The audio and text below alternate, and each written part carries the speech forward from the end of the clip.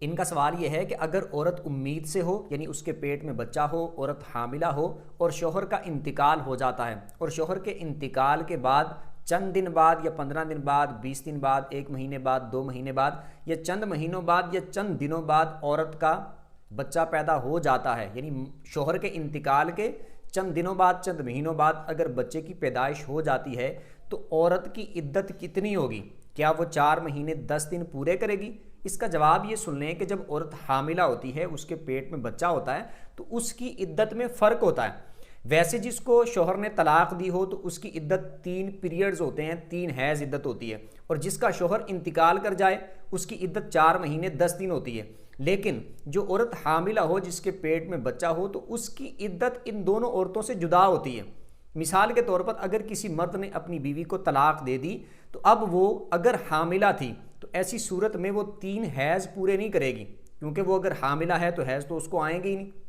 اور دوسری بات یہ ہے کہ اس کی عدت کا شمار اس کے حمل سے ہوگا، حیض سے شمار نہیں کیا جائے گا۔ اس کا جب بچہ پیدا ہو جائے گا تو اس کی عدت مکمل ہو جائے گی۔ بالفرض شوہر نے اس کو طلاق دی اور بچہ پیدا ہوا 7 مہینے بعد، تو جب بچہ پیدا ہوگا تو اس کی عدت پوری ہوگی، مطلب یہ ہے کہ 7 مہینے ہی اس کی عدت ہوگی۔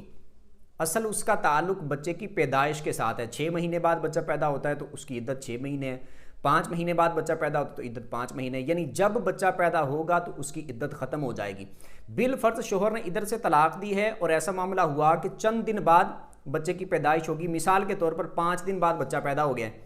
تو اب اس کی عدت 5 دن ہی ہوگی۔ 5 دن بعد اس کی عدت ختم ہو جائے گی، جیسے ہی بچہ پیدا ہوا تو اس کی عدت ختم ہو گئی۔ اسی طرح جس کا شوہر انتقال کر گیا ہو اس کا لے لیں، اس کی عدت بھی بچے کی پیدائش کے ساتھ ہے، جب بچہ پیدا ہوگا تو اس کی عدت ختم ہو جائے گی۔ بالفرض عدت سے شوہر کا انتقال ہوا اور چند گھنٹے بعد بچہ پیدا ہو گیا، مثال کے طور پر شوہر کا انتقال ہوا صبح 6 بجے